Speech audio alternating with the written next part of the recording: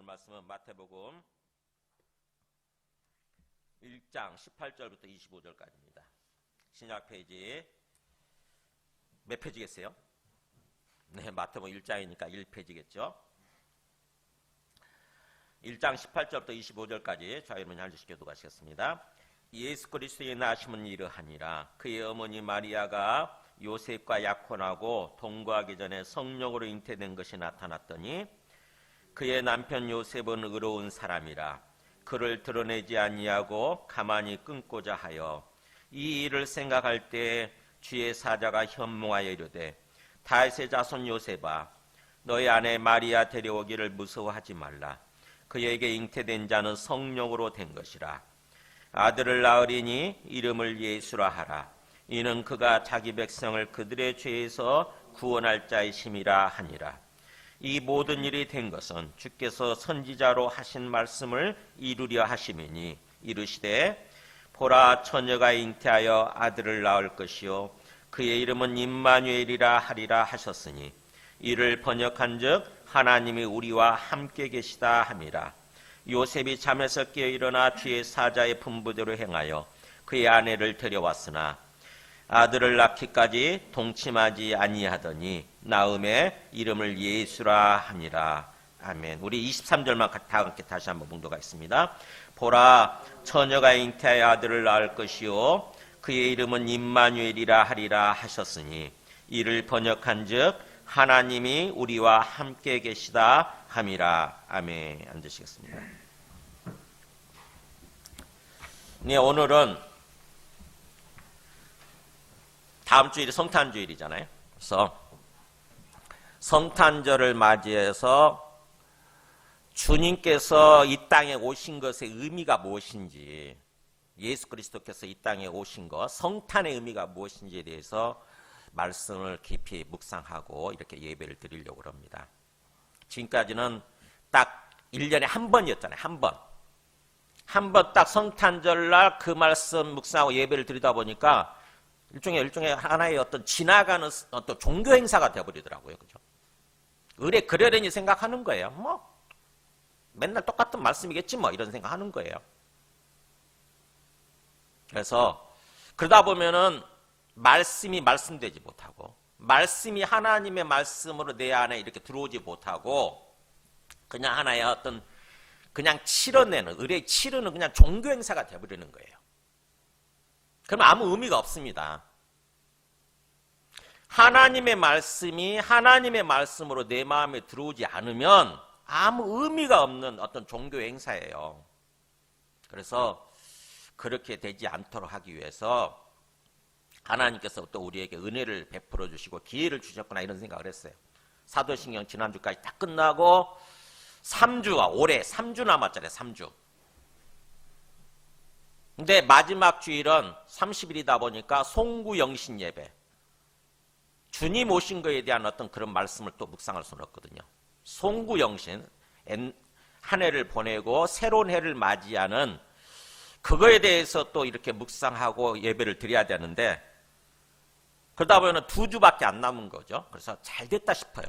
이 2주 동안 집중적으로 성탄의 의미, 성탄이란 말이 거룩한 신분의 탄생이란 뜻이잖아요. 그죠? 성자가 이 거룩할 성자고 탄자가 탄생할다, 출생한다 할 때 탄자예요. 요즘 어린아이들은 예빈이 같은 어린아이들은 모르겠지. 이게 한자말을 모르니까. 한자를 전혀 안 배우니까. 참 그게 한계예요. 사실은요. 한자를 좀 배워야 됩니다. 그래야 우리 어떤 우리 우리말이나 우리 학문적인 용어, 책에 나오는 모든 그런 것들은 다 한자말이거든요, 사실은요. 한자를 배우면 그것을 잘 알게 돼요. 공부를 잘하게 됩니다. 근데 요즘 한자를 배우지 않으니까 조금 좀 배울 필요가 있어요. 영어권에 있는 사람들이 뭘 배우냐면은 라틴어를 배우잖아요, 그죠? 라틴어가 영어의 뿌리거든요. 그러니까 라틴어를 배우게 되면 영어를 제대로 알게 됩니다. 그렇듯이 우리가 한자를 배우게 되면 우리말을 더욱더 잘 알게 되고 공부를 잘할 수 있게 돼요.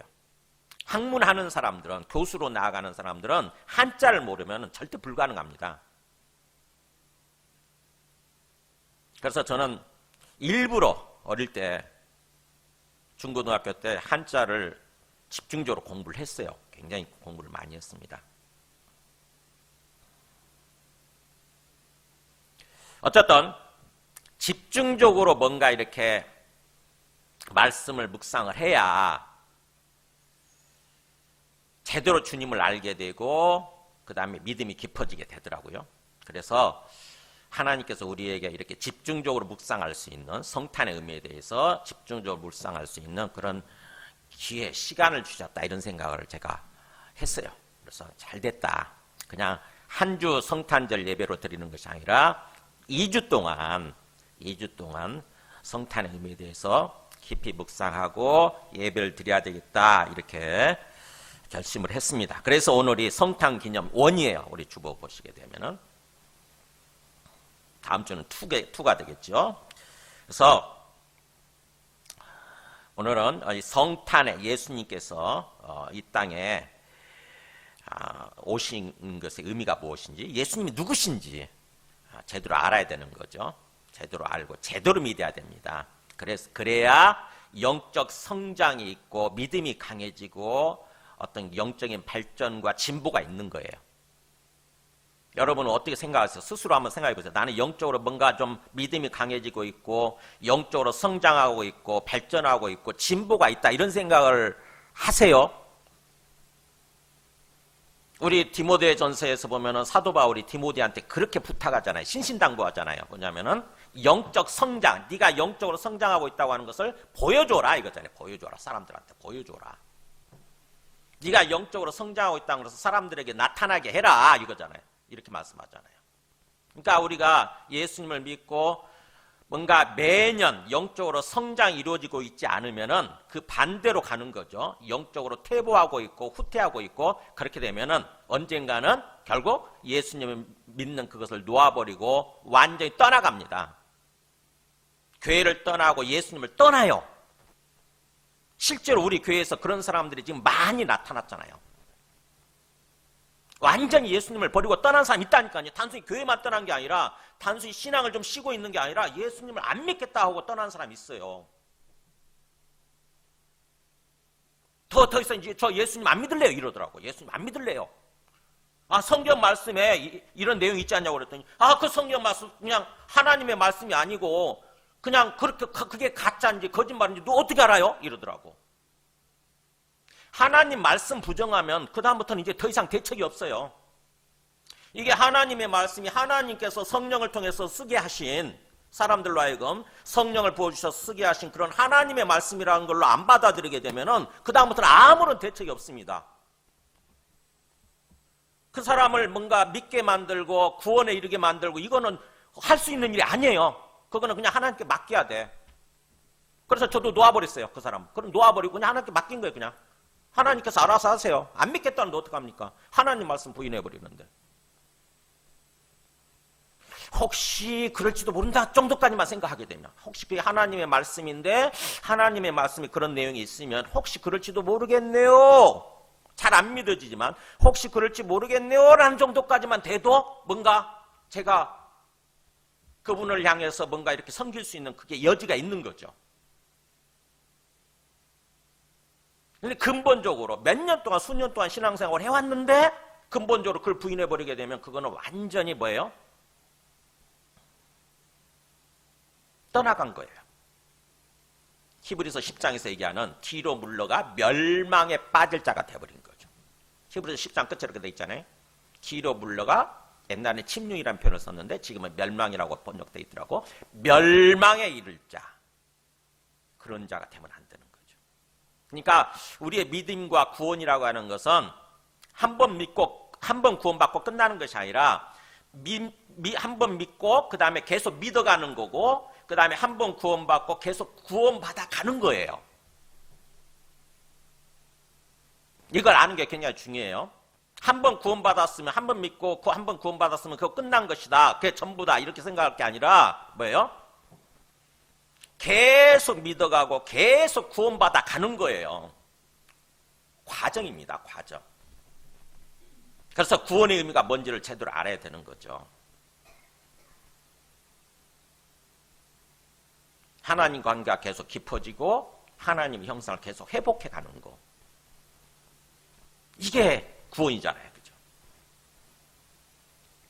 그래서 영적으로 과연 내가 성장하고 지금 발전하고 진보하고 있는가 생각해 보시고, 그것을 위해서 모든 말씀에 대해서 정말 뿌리 깊게 좀 뿌리부터 연구를 해야 되는 거죠.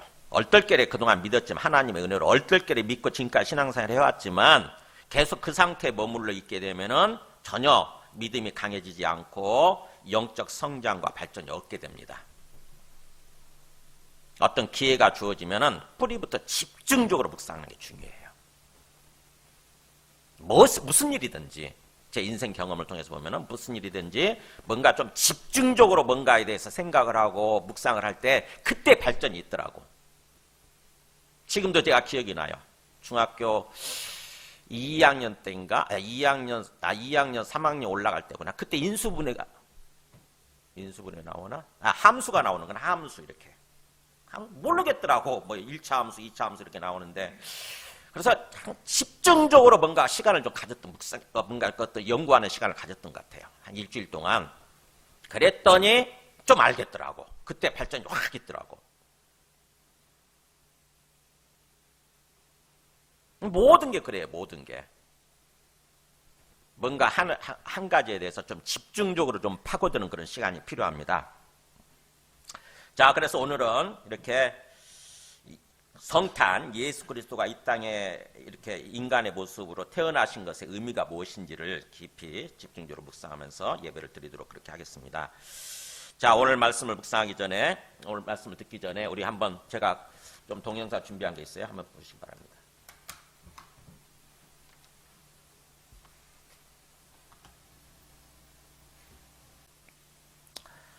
예수님의 나심은 이러하니라 이렇게 되잖아요. 그러니까 예수님이 출생하신 거, 예수 그리스도의 나심이죠. 예수라고 하는 그리스도 이렇게 됩니다. 예수 그리스도가 사람 이름이 아니고 예수가 이름이고 그리스도는 이분의 어떤 직분 이름이죠. 직분.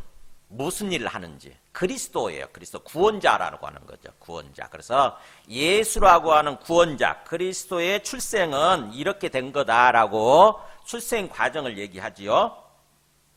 그러면서 그의 어머니 마리아가 요셉과 약혼하고 동거하기 전에 성령으로 잉태된 것이 나타났더니 그의 남편 요셉은 하고 사실은 주어가 요셉한테 맞춰져 있습니다. 요셉. 그러니까 오늘 말씀은 이 마태복음은 요셉에게 천사가 가브리엘이겠죠. 천사 가브리엘 천사가 나타나서 얘기해 주는 거예요. 근데 누가복음은 보면은 마리아에게 먼저 나타나서 천사가 마리아에게 나타나서 수태고지 이런 말 쓰죠. 그것도 한자 말이잖아요. 수태고지. 잉태했다고 하는 얘기를 해주는 거. 이게 잉태고지 또는 수태고지예요. 그러니까 누가복음은 마리아에게 나타나서 얘기를 해준 거 기록이 돼 있고, 이 마태복음은 그 마리아의 남편 되는 요셉한테 나타나서 얘기해 주는 게 있는 거죠. 뭐라고 그랬냐면은 그 20절 끝에 그렇게 돼 있죠. 그러니까 남편이 사실은 뭐예요? 먼저 마리아한테 어떤 잉태된 게 나타났으니까 마리아하고 남편 그 요셉은 약혼한 사이죠.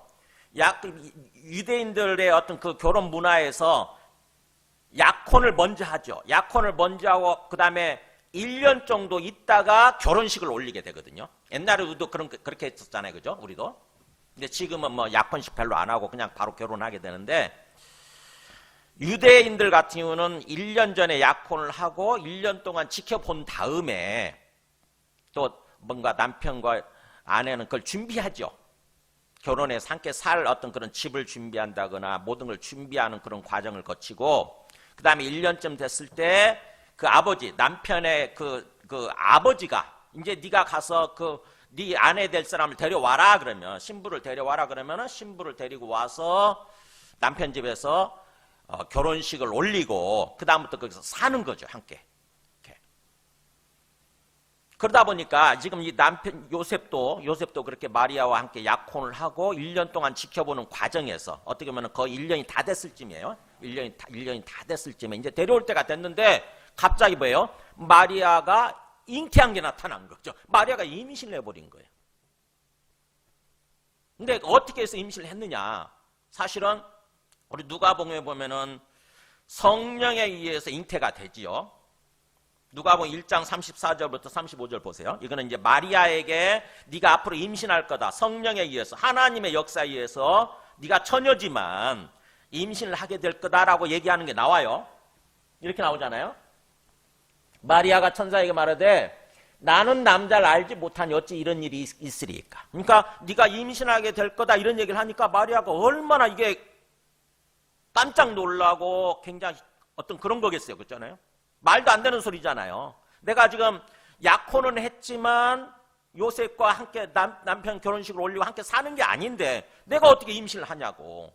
그런 표현을 하는 거죠. 나는 남자를 알지 못하니 어찌 이런 일이 있을 수 있습니까? 그랬더니 천사가 가브리엘 천사가 뭐라고 그러냐면 대답하여 이르되 성령이 너에게 임하시고 지극히 높으신 이의 능력이 너를 덮으시리니 이름으로 나실 바 거룩한 이는 하나님의 아들이라 일컬어지리라. 자, 뭐라고 그러냐면은 이 지극히 높으신 이가 누구예요? 가장 높으신 이 이런 뜻이에요. 이게 지극히라 성경에 지극히란 말이 많이 나오잖아요. 가장이란 뜻이에요. 가장.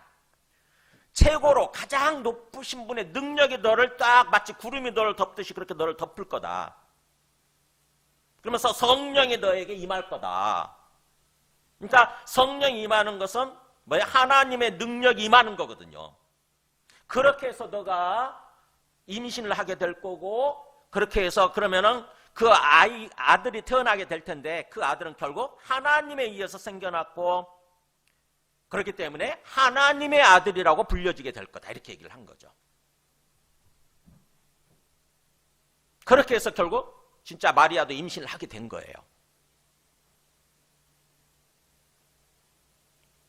잘 믿어질지 모르지만 참 믿기 어려운 사실이죠. 그죠?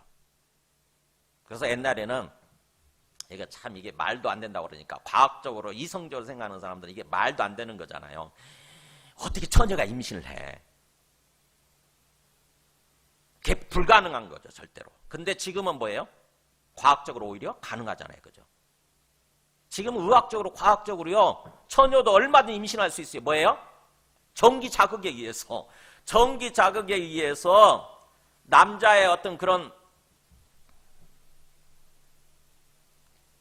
정자나 아니면은 여자의 어떤 체세포 하나만 가지고도, 그죠? 체세포 하나만 가지고도 복제해낼 수 있잖아요, 지금은요. 복제양 알죠? 복제양 둘리, 그죠? 이 양도 복제해내지 않습니까? 요즘은 생명체, 체세포, 이거 세포 하나만 있으면은 복제해낼 수 있는 거예요. 지금은 얼마든지 과학적으로. 근데 옛날에는 이게 말도 안 되는 소리인 거죠. 도저히 믿을 수 없는 내용인 거죠. 근데 어쨌든 간에 임신이 됐어요. 그래서 미국에서는 정말로 그 예수님이 처녀의 몸에서 잉태되어서 이렇게 태어나셨다고 하는 걸 믿습니까? 라고 그리스도인들한테 설문조사를 했대요. 기독교인들한테. 그랬더니 설문조사했을 때 각 어떤 교단마다 좀 다른데 우리 장로교 같은 경우는 한 30% 정도는 안 믿는다고 이렇게 얘기했대요. 30% 정도는 안 믿는다. 저 감리교는 한 60% 정도가 안 믿는다고 그랬대요. 도저히 믿을 수가 없다. 여러분은 어느 쪽에 속해 계세요? 우리는 얼떨결에 믿는다고 생각을 하지만 사실은 믿고 있는지 안 믿고 있는지도 모르는 채 신앙생활을 하지요. 그죠? 어쨌든 예수님은 이렇게 성령이 임해가지고 성령에 의해서 잉태됐다. 이게 이제 마리아에게 그렇게 나타난 거죠. 그런데 그거를 이제 마리아가 와서 요셉한테 얘기를 했을 거 아닙니까? 그게 18절의 내용인 거죠. 그의 어머니 마리아가 요셉과 약혼하고 동거하기 전에 성령으로 잉태된 것이 나타났더니, 근데 마리아가 와서 얘기를 하니까 제가 임신을 했어요. 그러면서 성령에 의해서 이렇게 임신이 됐어요. 라고 이렇게 얘기를 하니까 남편 요셉도 이게 말도 안 되는 거잖아요. 1년 동안 지켜보는 이유가 사실은 그 이유도 하나 있거든요.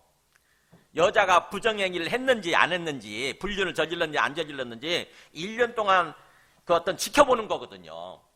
근데 배가 불러오고 임신해 버렸으면 불륜을 저질렀구나. 그러면 이제 파혼이 되는 거예요.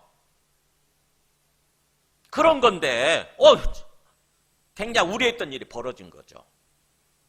자기 아내 될 사람이 결혼식을 올리기 전에 아내 될 사람이 와서 내가 임신했다고 그러니까, 그것도 뭔가 성령에 의해서 임신이 됐다고 그러니까 이게 믿어지겠습니까? 요셉 입장에서 한번 생각을 해보세요. 남자 입장에서. 그래서 19절에 보면 그의 남편 요셉 의로운 사람이라 그 소식을 듣고 그를 드러내지 않냐고 가만히 끊고자 할 때 그러잖아요. 그러니까 그가 그녀의 그녀, 정확 번역하면 그녀를 공개적으로 드러내지 않고, 그러니까 사람들 앞에 공개적으로 저 여자가 임신을 했기 때문에 제가 파혼을 합니다 이렇게 해버리게 되면 어떻게 되냐면은 마리아는 엄청난 공개적인 망신을 당할 뿐만 아니라 그때 당시 율법적으로 사람들이 모여가지고 광장에다 끌어내놓고 돌을 막 집중적으로 던져가지고 돌로 쳐 죽이는 거예요. 그렇게끔 돼 있어요. 그렇게. 지금 그럴 가능성이 있는 거죠. 그럴 위험성이 있는 거죠. 근데 그거를 이 마리아는, 남편 요셉은 이 마리아를 그렇게 하지 않으려고 그렇게 생각했다는 거죠. 그래서 가만히 몰래 살짝 그냥 파혼만 하려고 그랬다는 거죠. 그러니까 고민을 많이 하겠죠. 그죠? 계속 고민하죠. 어떻게 하면 마리아에게 공개적으로 망신을 주지 않고 그냥 파혼만 할 수 있을까? 파혼할까? 조용히 파혼할까? 이런 고민하겠죠? 얼마나 꿈속에도 그게 나타나겠어요? 꿈을 꾸겠어요. 그잖아요. 그런 고민을 하게 되면. 그럴 때 나타난 거죠. 20절에. 그렇게 이 일을 생각할 때 주의 사자가 현몽, 꿈에 나타나서 그렇듯이. 꿈에 나타나서, 한자 말이에요. 이것도. 현몽아 이르되. 주의 사자가 천사가 나타나 꿈속에 나타나가지고 얘기한 거죠. 다윗의 자손 요셉아 이렇게 부르잖아요. 요셉아. 근데 요셉아 그렇게 하지 않고 다윗의 자손 이렇게 표현하고 있네요. 이게 굉장히 중요한 표현이에요. 무슨 뜻일까요 이게? 무슨 의미를 담고 있을까요? 우리 1장 1절에 뭐라고 되어 있습니까? 그 1절에 보면은 아브라함과 다윗의 자손 이렇게 되어 있잖아요. 그러니까 마리아에게 나타난, 사실은 마리아에게 그렇게 하나님께서 성령으로 역사하셔가지고 잉태케 하신 이유는 뭐냐면 사실은 마리아가 다윗의 자손인 요셉과 약혼했기 때문인 거예요. 구원자가, 그리스도가 다윗의 자손을 통해서 오시기로 이렇게 예언돼 있었거든요. 다윗의 자손을 오셔야만 되는 거예요. 그러니까 요셉의 직접 씨앗은 아니지만, 요셉의 직접 자식은 아니지만 요셉의 계보를 잇는 거죠. 다윗의 계보를 잇는 거예요. 그래서 다윗의 자손으로, 그래서 왕으로 세워져야 되는 거예요. 이스라엘 백성의, 하나님의 백성의 왕으로 세워져야 되는 거예요. 그래서 요셉과 약혼한 마리아에게 그렇게 임신이 된 것입니다. 잉태가 된 것입니다. 그러니까 그를 부르는 거죠. 다윗의 후손인, 다윗의 계보를 잇는 다윗의 자손 요셉아 이렇게 부르는 거예요. 하나님께서 따뜻하게 부르시겠네. 너의 아내 마리아 데려오기를 무서워하지 마라. 그냥 데려와라. 걱정하지 말고, 두려워하지 말고, 앞으로 어떻게 될지 무서워하지 말고 그냥 데려와라. 이거 데려와라. 즉 뭐예요? 데려와서 결혼해서 함께 살아라 이거죠. 파혼하지 말고. 왜냐하면 이라고 당연히 있겠죠. 왜냐하면 그에게 잉태된 자는 사실은 그녀가 불륜을 저질러서 그런 것이 아니라 성령으로 잉태된 거다. 성령으로. 하나님의 영에 의해서 잉태된 거다. 기적적으로, 초자연적으로. 그러니까 마리아가 불륜을 저지르고 그런 것이 아니니까 걱정하지 말고 데려와라 이거죠. 그러면서 그녀가 앞으로 아들을 낳을 텐데, 아들을 낳게 되면 이름을 예수라고 불러라 이거예요. 예수라고 불러라. 예수가 뭐예요? 이름이지만 원래는 예슈아예요. 정확히 그 히브리어식으로 이름을 얘기하면 예슈아. 예슈아가 뭐냐면은 구원자란 뜻입니다. 구원자. 여호수아 이름 들어보셨죠? 여호수아 같은 단어예요. 같은 단어. 같은 단어입니다. 똑같은 말이에요. 근데 그거를 예수아 이렇게 부르는 거죠. 예수아. 여호수아. 구원자란 뜻입니다. 구원자. 그러니까 구원자라고 예수라고 불러라. 왜냐하면 또 나오네. 왜냐하면 왜 예수라고 불러야 되냐면 그가 자기 백성을 그들의 죄에서 거기에 구원할 자 나오잖아요. 구원할 자이시기 때문이라는 거예요. 그가 오게 되면은 뭐예요? 구원자가 되시기 때문이라는 것입니다. 구원자가. 뭐로부터 구원하는 거냐? 죄로부터 구원하는 거고, 그렇게 되면 뭐예요? 자기 백성이란 말을 쓰죠. 하나님의 백성이라는 뜻이잖아요. 그분이 하나님이시니까 하나님의 백성들을 죄로부터 구원하셔서 어떻게 보면 진짜로 하나님의 백성이 되게 하는 거죠. 하나님의 백성으로 회복시키는 거예요. 원래는 우리 모두가 하나님의 백성인 거 아십니까? 하나님이 우리에게 생명을 주셨고 하나님이 우리를 존재케 하셨기 때문에 사실은 하나님이 우리의 주인이고 하나님이 우리의 영적인 부모가 되시는 거고 하나님이 우리의 왕이 되시는 분이신 거예요. 근데 하나님을 부정하면서 그게 관계가 깨져버린 거죠. 이스라엘 백성이 그런 거예요. 하나님의 이스라엘 백성을 택하셔서 이스라엘 백성을 세우셨지 않습니까? 그러니까 하나님이 왕이시고 하나님이 주인이신데 하나님을 부정하는 바람에 떠나간 거예요. 그래서 그거를 다시 그리스도가 오셔서 구원자가 오셔서 그걸 회복시킨다는 거죠. 그게 하나님의 백성이란 뜻이에요. 자기 백성이란 말 속에 굉장히 의미가 있는 거예요. 이게 지금 아들 낳으니 이름을 예수라 하라. 이는 그가 자기 백성을 하나님의 백성을 죄에서 구원할 자이시기 때문이다라고 하는 거예요. 죄에서 구원해서 하나님의 백성을 회복시킬 자이시기 때문에 이렇게 불러라고 한 거죠. 즉 예수님이 오시게 되면 예수님은 이렇게 사실은 어떤 남녀 관계에 의해서 태어나신 분이 아니고 하나님의 영, 성령에 의해서 잉태되어지고 성령에 의해서 이 땅에 오신 그런 분이라고 하는 것입니다.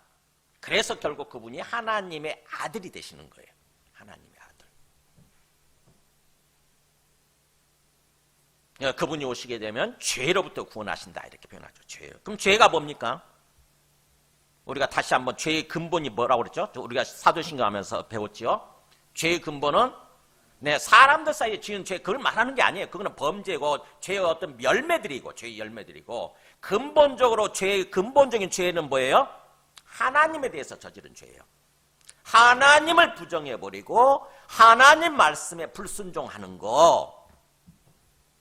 죄의 시작이 어떻게 되냐면 창세기 2장 16절이 나오잖아요. 하나님이 인간을 지으시고 나서 모든 것을 완벽한 환경을 허락하시잖아요. 그죠? 완벽하게 행복하게 살아갈 수 있는 모든 것이 부족함이 없는 그런 환경을 허락하시잖아요. 그게 에덴 동산 아닙니까? 그래서 거기서 그렇게 말씀하시잖아요. 다 먹어도 된다 이거잖아요. 동산 각종 나무의 열매는 네가 임의로 네 마음대로 먹대 그랬어요. 네 마음대로 다 먹어. 그런데 뭐예요? 딱 한 가지. 선악을 알게 하는 나무 열매는 먹지 마라. 악을 경험하게 만드는 거죠. 그 악의 세계를 알게 하는 거예요. 악의 세계, 죄악된 세계를 알게 하는 그거는 금하고 계시는 거예요. 그거는 너가 행하면 안 된다 하는 거예요.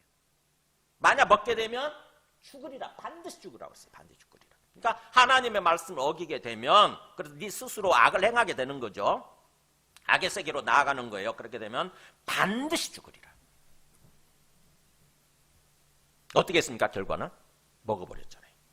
마귀 말을 듣고 먹어버리는 거예요. 즉 그걸 뭐예요? 악의 세계 속으로 들어간 거죠. 그래서 결국 죽음이 찾아온 거죠. 어떤 죽음이 찾아왔어요? 바로 안 죽었잖아요. 먹자마자 바로 죽을 줄 알았는데 바로 안 죽잖아요. 그거는 육체적인 죽음인데 시간이 지난 다음에 주어지는 거죠. 먼저 죽음이 찾아온 게 뭐냐면은 하나님과의 관계가 끊어져 버리는 영적 생명을 잃는 거예요. 영적 생명. 그리고 나중에 육체적인 죽음이 찾아오고 그 다음에 나중에 또 영원한 죽음이 찾아오는 거죠. 세 가지 죽음이라고 그랬어요. 죄로 말미암아 세 가지 죽음. 근데 만약에 그리스도가 오셔서 우리를 구원해 주신다고 한다면은 그게 회복이 되겠죠. 뭐예요? 영적 생명을 얻는 것이고 그 다음에 육체적인 어떤 그 죽음도 해결이 되어져서 육체적인 어떤 생명도 얻는 거고 그게 부활이잖아요. 몸의 부활, 육체적인 부활. 그 다음에 또 영원한 죽음도 해결되어야 되겠죠. 뭘로 나갑니까? 영생으로 나가잖아요. 영생, 영원히 사는 걸로. 그게 죄와 어떤 구원의 의미예요. 우리 제가 그거 보여드렸잖아요. 이거 나와 잘 펼치셨네. 그러니까 죄로 말미암아서 그 죄의 결과죠. 영적 죽음, 하나님과 관계가 끊어지는 거예요. 영적 생명을 잃어버리는 거지. 우리 속에 하나님과 교통할 줄 모르는 거예요. 그게 찾아오고 그 다음에 육체적으로 결국 죽죠. 나중에. 그 다음에 또 영원한 죽음, 불못 속으로 들어가는 거. 불못 속에서 살아가는 거지. 불못 속에서, 불바다 속에서. 그런데 예수님 그리스도가 오셔서 우리를 구원해 준다고 하면 이게 다 해결되는 거예요. 영적 죽음에서 영적 생명을 얻어서 죄를 용서받고 영적 생명을 얻어서 이 땅에서부터 하나님과 교통하면서 함께 사는 거고, 영생의 시작이지 어떻게 보면은. 그 다음에 나중에 몸이 또 부활하게 되고, 예수님 재림하실 때 그 문제가 해결되죠. 육체적인 죽음 문제가. 이거는 죽지 않는 몸이에요. 그 다음에 나중에 궁극적으로 영원한 삶, 천국에서 하나님과 더불어서 영원히 살아가는 그런 영원한 영생이 주어지게 되는 거죠. 지금 이 그리스도가 오신 예수님이 성령으로 잉태되어서 하나님의 아들이신데, 성령으로 잉태되어서 이 땅에 오신 것의 의미는 그렇게 자기 백성들을 죄로부터, 죄와 죽음으로부터 구원하셔서 그렇게 다시 원래대로 회복시켜 주시기 위해서 오시기 때문에 그 이름을 예수라고 불러라, 예수아라고 불러라, 이렇게 말씀하신 거죠. 예수님은 바로 그런 분이시라고 하는 것입니다. 그래서 어떻게 보면은 죄라고 하는 것은 근본적으로 하나님을 부정하는 것이고 하나님 말씀에 불순종하는 건데, 그러면서 이제 신약적으로 요한복음에 보면은 하나님이 우리를 구원하시기 위해서 이제 그리스도를 보내셨는데 그 그리스도를 믿지 않으면 또 그게 죄가 되는 거죠. 보세요. 이게 요한복음 16장 9절에 보면은 이렇게 나오잖아요. 죄에 대하여라 하면 그들이 나를 믿지 아니하며, 이렇게 나오잖아요. 그러니까 계속 하나님을 거역하는 거죠. 우리를 어떻게든지 죄와 사망에 빠져있는 우리를 구원하시기 위해서 이제 하나님이 또 별다른 조치, 특별한 조치를 베풀어 주심에도 불구하고 자기 아들을 보내주셨음에도 불구하고 안 믿는 거예요. 그럼 그 자체가 또 죄예요. 그 자체가 죄. 그렇게 해서 로마서 5장 12절에 보면은 그런 식으로 해서 지금 세상에 모이는 모든 사람들이 다 그렇게 죄와 사망에 빠졌다는 거죠. 이렇게 나오잖아요. 한번 읽어볼까요? 이와 같이 모든 사람이 죄를 지었으므로 사망이 모든 사람에게 이르렀느니라. 이게 인간 세계의 현실이에요. 모든 사람이 하나님을 모르고 하나님을 부인하고 그래서 사망 가운데, 죽음 가운데 있는 거예요. 영적 사망, 그 다음에 육체적인 사망, 그 다음에 영원한 사망, 죽음 가운데 죄와 사망의 삶을 살고 있는 거죠. 그러나 하나님께서 우리를 자기가 만들으셨기 때문에, 자기 작품이잖아요. 자기의 어떤 자식들 아닙니까? 그러다 보니까 우리를 사랑하시니까, 부모가 자식 사랑하는 것은 그야말로 무조건적인 거거든요. 그렇듯이 하나님께서 우리를 그렇게 무조건적으로 사랑하시다 보니까 어떻게든지 우리를 회복시키려고, 우리를 치료하시고 회복시키려고, 우리를 구원하시려고 하시는 거죠. 그래서 자기 아들을 이렇게 보내시는 거예요. 로마서 3장 23절 보면 그렇게 해서 그리스도가 오셔서 우리를 구원의 길을 여신 거죠. 보세요. 모든 사람이 죄를 범하였으면, 그러니까 모든 사람이 죄를 범하고 하나님의 영광에 이르지 못하다, 하나님께 이르지 못했다, 이런 뜻이에요. 하나님에게까지, 영광 가운데 계시는 하나님에게까지 이르는 삶을 살지 못한 거죠. 하나님께 나아가서 하나님과 함께하는 삶을 살아야 되는데 그러지 못했다고 하는 거죠. 그랬는데 이제 하나님이 우리를 구원하시기 위해서 그리스도를 보내신 거죠. 그래서 그리스도 예수 안에 있는 속량으로 말미암아 하나님의 은혜로 값없이 의롭다 하심을 얻은 자 되었느니라. 그러니까 구원이라고 하는 것은 그리스도 예수를 통해서 우리가 다시 의인으로 회복이 되는 거. 의인의 반대는 죄인이에요. 의롭다의 반대는 죄악된다, 죄 가운데 있다, 이런 뜻입니다. 그래서 의롭다고 하는 것은 정상적으로 회복되는 거죠. 의롭다는 말도 한자말이니까 꼭 잘 이해를 하세요. 잘 이해하고 기억하세요. 예수님 믿으면 우리가 구원받는 건데 그 구원받는 거는 원래대로 회복되는 거예요. 그게 의인이 되는 거예요. 의인. 의롭다 하심을 얻는 거예요. 그거를 다른 말로 또 이렇게 표현하는 거죠. 이 예수를 하나님이 그의 피로써, 다른 표현이에요. 다른 해석이에요. 이 예수를 하나님이 그의 피, 예수님의 십자가 죽음이죠. 예수님의 죽음으로써 믿음으로 말미암는, 그러니까 믿음 중간 과정이 있는 거죠. 우리가 믿음으로써 화목제물로 세우셨다. 화목제물이 뭐예요? 하나님과 관계 화해하는 거예요. 하나님과. 하나님과 우리가 서로 이렇게 원수가 되고 등지고 있었는데 이제 하나님과 관계가 회복되는 거예요. 그러니까 우리가 구원받는다고 하는 것을 의롭다 하심을 얻는다 이렇게 표현하기도 하고 하나님과 화목한다 이런 표현을 하기도 하고 여러 가지 다양하게 표현을 하는 거죠. 즉 하나님과의 관계를 회복하는 거예요. 그러면서 또 누가복음 1장 77절 보면은 77절에 누가복음 1장 77절 보면은 이렇게 표현해요. 보세요. 위에 읽어볼까요? 주의 백성에게 그 죄사함으로 말미암는 구원을 알게 하리니 이는 우리 하나님의 긍휼로 인함이라. 자, 뭐라고 표현하냐면은 누가복음 1장 77절이니까 하나님이 그 요한의 아버지한테 하는 얘기예요. 요한의 아버지가 하는 편이에요. 요한의 아버지. 세례 요한이죠. 세례 요한의 아버지가 뭐냐면은 이렇게 표현해요. 하나님의 백성에게 그 죄사함이죠. 죄를 용서해 주심으로 말미암아서 구원을 알게 해줄 거다. 즉 다시 말하면 뭐냐면 쉽게 표현하면은 죄를 용서해 주시고 구원해 주시는데 그렇게 되면 바로 하나님의 백성으로 회복시켜 주신다 이런 뜻이에요. 이게 하나님의 백성이 되는 거다. 하나님의 백성. 그러니까 구원을 다른 말로 하면 하나님의 백성으로 하나님의 백성이 되는 거 이렇게 표현하는 것입니다. 다양하게 표현하는데 하나님의 백성이 된다고 하는 것은 누가 왕이 되는 거예요? 하나님이 왕이 되시는 거잖아요. 주님이 왕이 되시는 거예요. 그럼 우리는 주님의 백성, 하나님의 백성이 되면 당연히 왕의 통치를 받는 삶을 사는 거죠. 그죠? 왕의 통치를 받으면서 삶을 사는 관계, 그게 하나님 나라의 삶이에요, 소위. 하나님 나라에 들어간다 그럴 때 하나님의 통치에 들어간다 이런 뜻이에요. 그러니까 구원은 다른 말로 예수 그리스도를 통해서 우리가 구원받는다고 하는 것은 다시 하나님의 백성으로 회복되는 거. 그거를 누가복음 2장 10절에서 천사가 또 얘기하죠. 누가복음 2장 10절에 보면은 여기 나오죠. 보세요. 보라 내가 온 백성이란 말 쓰죠. 내가 모든 백성에게 미칠 큰 기쁨의 좋은 소식, 큰 기쁨의 좋은 소식 이게 뭐예요? 복음이잖아요. 복음을 너희에게 전하노라 그랬잖아요. 천사가 나타나가지고 그 목자들한테 얘기했잖아요. 목동들한테 모든 백성에게 미칠 복음을 내가 너희들한테 전한다. 기쁜 소식을 전한다. 결국 뭐예요? 복음이라고 하는 것은 우리를 구원하셔서 우리가 하나님의 백성으로 회복되는 거 이런 거라고 하는 것입니다. 이게 이 표현이 굉장히 중요하기 때문에 제가 강조하는 거예요. 지금 21절에 그랬잖아요. 이는 그가 자기 백성을 그들의 죄에서 구원할 자이십니다. 그래서 구원이라고 하는 것은 우리가 다시 하나님의 백성, 오늘 초점은 거기에 맞춰져 있어요. 하나님의 백성으로 회복되는 거. 그래서 베드로전서 2장 9절에서 베드로 사도는 이렇게 표현해요.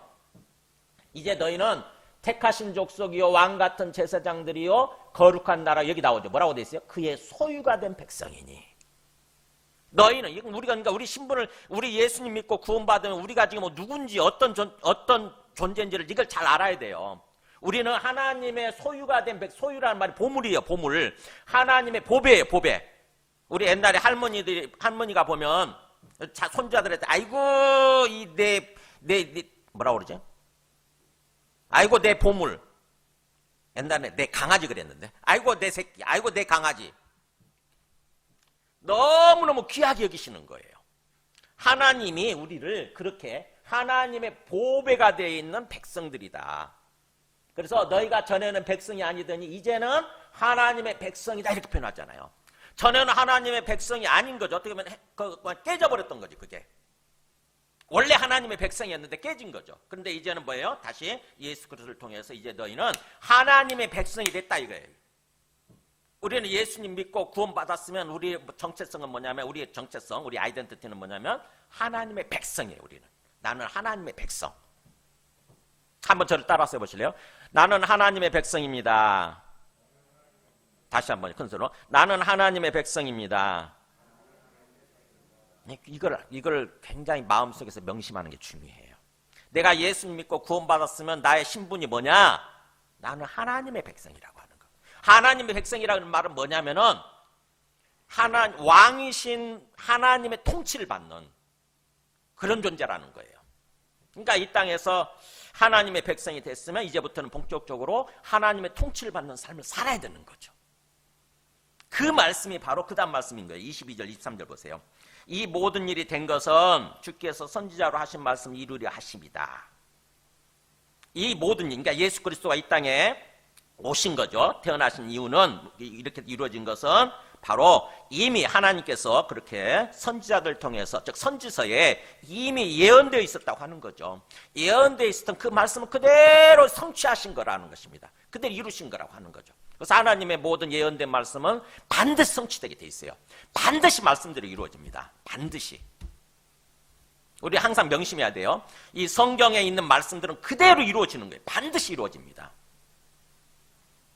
어떻게 이루어졌느냐? 먼저 어떻게 예언되어 있었느냐? 그래서 23절 인용하잖아요. 이게 23절 바로 이사야서 말씀이죠. 이사야서 7장 14절 말씀이 뭐라고 되냐면 보라 처녀가 잉태해 아들을 낳을 것이요 그의 이름은 임마누엘이라 하리라 이렇게 예언되어 있었던 거예요. 처녀가 잉태해서 결혼하지 않은 어떤 남녀관계 없는 그거는 처녀가 잉태해서 아들을 낳게 될 것이고 그렇게 되면 그의 이름은 임마누엘이 될 것이다 이렇게 예언되어 있는 거예요. 임마누엘이 뭐냐? 해석을 해놨잖아요. 거기 번역하면 뭐라고 되어 있어요? 하나님이 우리와 함께 계신다 이런 뜻이라는 거죠. 하나님 우리와 함께 계신다는 말은 하나님 우리와 함께 살아가신다 이런 뜻이에요. 하나님 우리와 함께 사신다 이제부터.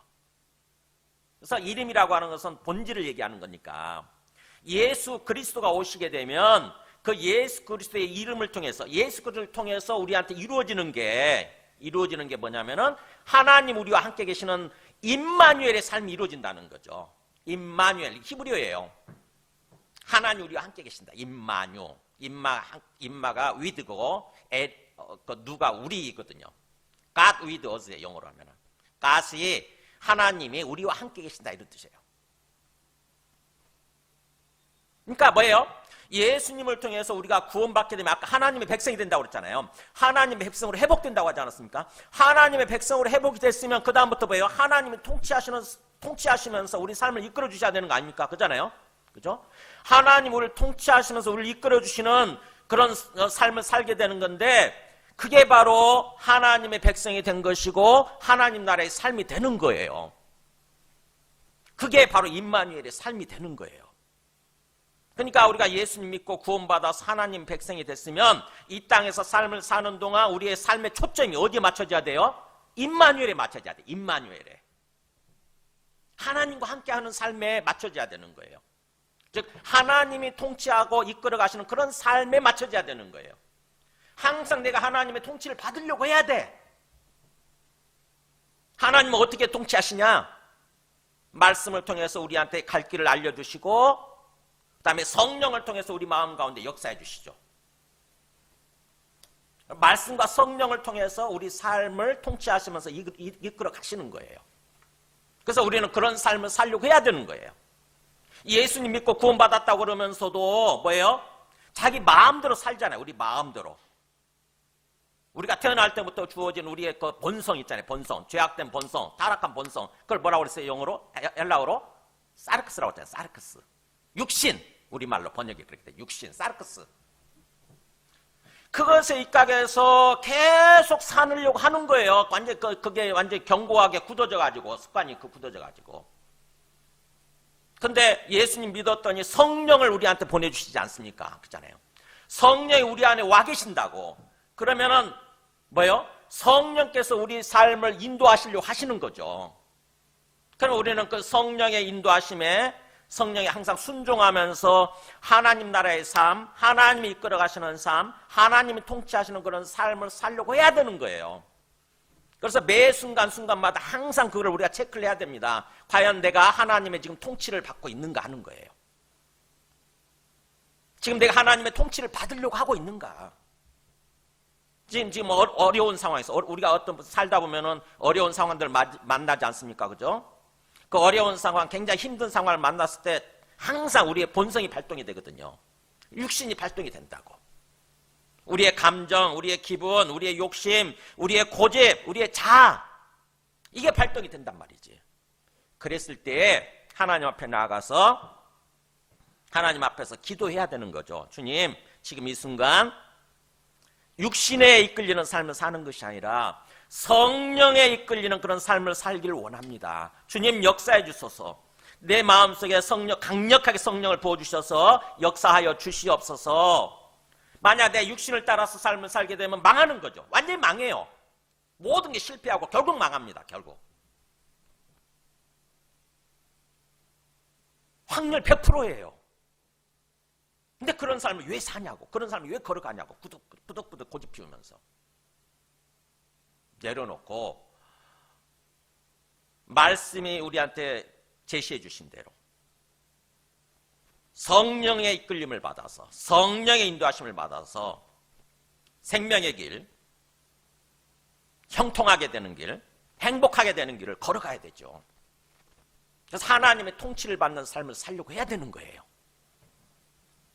그게 계속 깊어지고 강해질 때 그게 영적 성장인 거죠. 영적 성장, 영적 발전이 있는 거지. 그러니까 우리의 믿음과 구원이라고 하는 것은 계속 뭔가 깊어지고 강해지고 발전해야 되는 거예요. 온전히. 처음에는 간헐적으로 이렇게 이루어지지 않습니까? 그죠? 어느 간헐적으로 성령 충만했다가 또 그냥 없어졌다가 막 그러잖아요. 근데 그게 뭔가 발전해야 되는 거죠. 이제 성령 충만하는 시간이 길어지고 성령의 이끌림을 받는 게 좀 더 강해지고 깊어지고 이래야 되는 거죠. 그래서 오늘 말씀의 핵심은 그거예요. 바로 우리가 임마누엘의 삶을 살아야 된다고 하는 거. 성령에 이끌리는 어떤 삶을 살아야 된다고 하는 거. 성령이 통치하시는 그런 하나님이 통치하시는 하나님의 나라의 백성으로서, 하나님의 백성으로서 그렇게 삶을 살아야 된다고 하는 거. 지금 그걸 얘기하는 거죠. 지금 천사가 나타나서.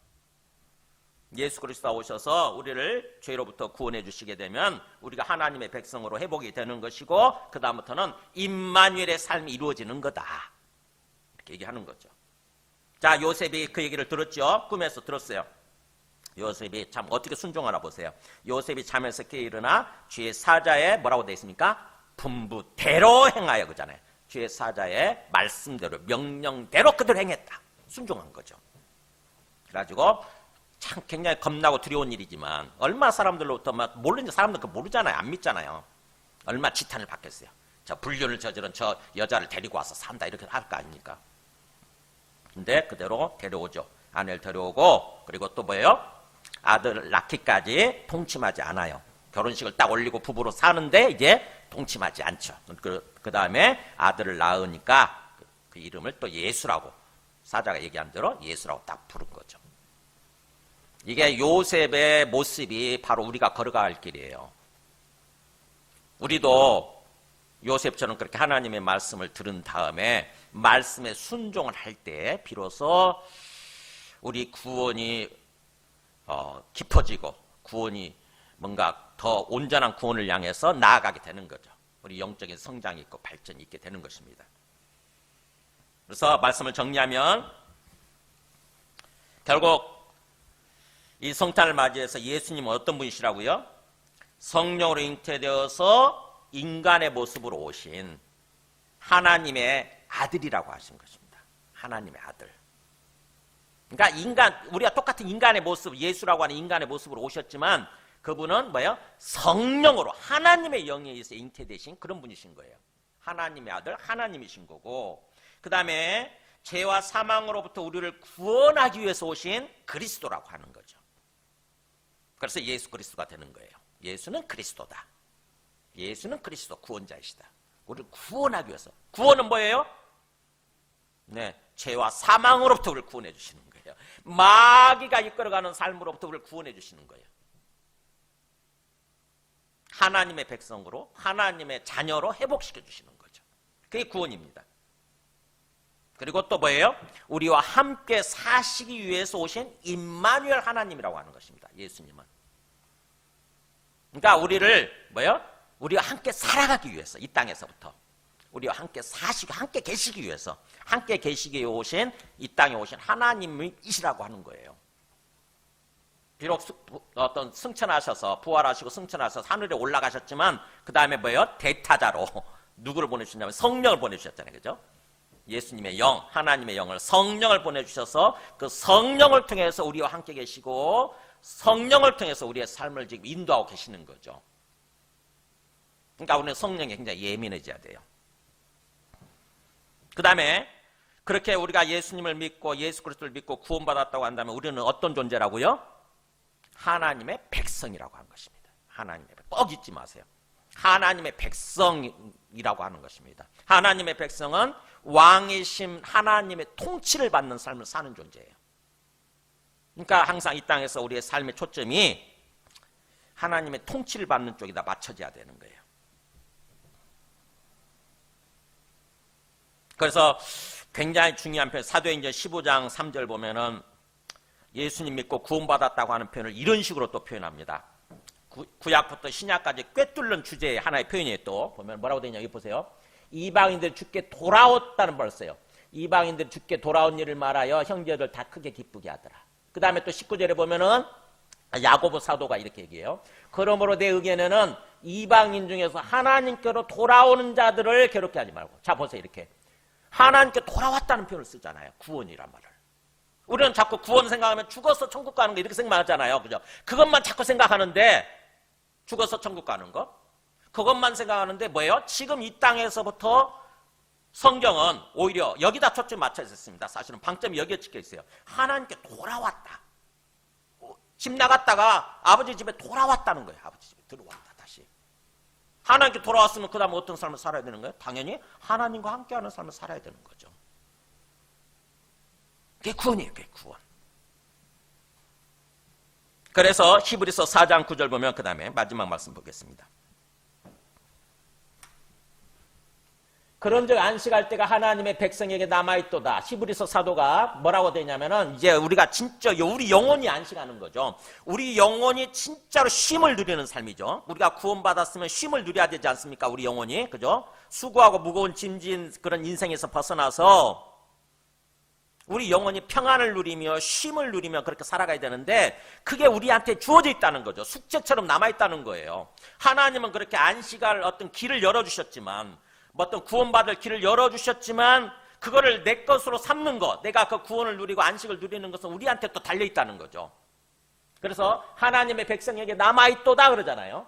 그러면서 11절 같이 씁니다. 시작. 그러므로 우리가 저 안식에 들어가기를 힘쓸지니 이는 누구든지 저 순종하지 아니하는 본에 빠지지 않게 하려 함이라. 네. 힘써야 된다는 거예요. 안식에 들어가려고 힘써야 된다. 즉 온전히 구원을 누리려고 힘써야 된다는 거예요. 저절로 자연스럽게 되는 건 아니라는 거예요. 저절로 자연스럽게 되는 것은 우리 육신이에요. 육신을 따라 살아가는 삶, 죄악된 삶. 근데 성령을 따라서 살아가려고 하는 거는 뭐예요? 참 쉽지가 않습니다. 이게 노력하지 않으면 우리의 의지를 가지고 의지적으로 노력하지 않으면 안 되는 거예요. 그래서 믿음은 의지예요. 의지적 순종이에요. 그러면서 이는 누구든지 저 순종하지 않은 본, 순종하지 아니한 본 누구예요? 이게 출애굽 1세대. 결국 순종하지 아니함으로 말미암아서 가나안 땅에 못 들어가고 중간에 광야에서 다 소멸돼 버렸잖아요. 완전히 구원받지 못한 거죠. 그 사람들. 그 모범, 그 사례 거기에 빠지면 안 된다는 거죠. 우리가 그거를 잘 교훈 삼아서 하나님이 우리한테 은혜를 일방적으로 베푸셔서 우리를 구원해 주셨지만 그 구원의 삶을 살면서 믿음 안에 머물러 있어야 되는 것은 우리 책임이구나, 우리 몫이구나, 이걸 꼭 생각을 하셔야 됩니다. 그래서 정말 힘써야 된다. 안식에 들어가려고, 온전한 구원을 얻으려고, 어떤 구원을 누리려고 힘써야 된다고 하는 거죠. 그래서 빌립보서 사도 바울도 이렇게 하죠. 항상 복종하여 두렵고 떨림으로 뭐라고 됐습니까? 너희 구원을 이루라 그러잖아요. 너희 구원을 완성해라. 완전한 구원에 들어가라. 뭐야 해서? 항상 복종해서. 항상 복종하고 그 다음에 두렵고 떨림이 뭐죠? 경외하는 거잖아요. 하나님을 경외함으로써. 우리의 마음이 굉장히 교만해지고 그러면은요, 어느 순간에 두렵고 떨리는 마음, 하나님 경외하는 마음이 없죠. 그죠? 내 마음대로 살아야 돼. 내 마음대로. 습관적으로 그냥 신앙생활하면 종교활동하면서 난 예수 잘 믿고 있어요. 그 착각을 하는 거지. 두렵고 떨리는 마음 유지해야 됩니다. 하나님 앞에서. 하나님이 지금 우리 앞에 살아계시는 것 꼭 믿으시고 하나님 앞에서 두렵고 떨리는 마음으로 하나하나 체크하면 정말 내가 하나님의 통치를 받고 있나? 내가 하나님의 백성으로서 하나님의 통치를 받으려고 하고 있나? 꼭 이걸 체크하시기 바랍니다. 그래서 예수 그리스도가 이 땅에 이렇게 오신 것의 의미는 바로 그 의미라고 하는 것입니다. 우리를 구원하셔서 하나님의 백성다운 삶으로, 하나님의 백성으로서 하나님의 통치를 받는 그런 삶으로 인도하시기 위해서 하나님이 항상 우리 함께 살으시는 거죠. 우리 입장에서 우리가 항상 하나님과 함께 사는 거죠. 그런 삶을 위해서 이 땅에 오셨다고 하는 것입니다. 우리 함께 찬송하고 기도하겠습니다.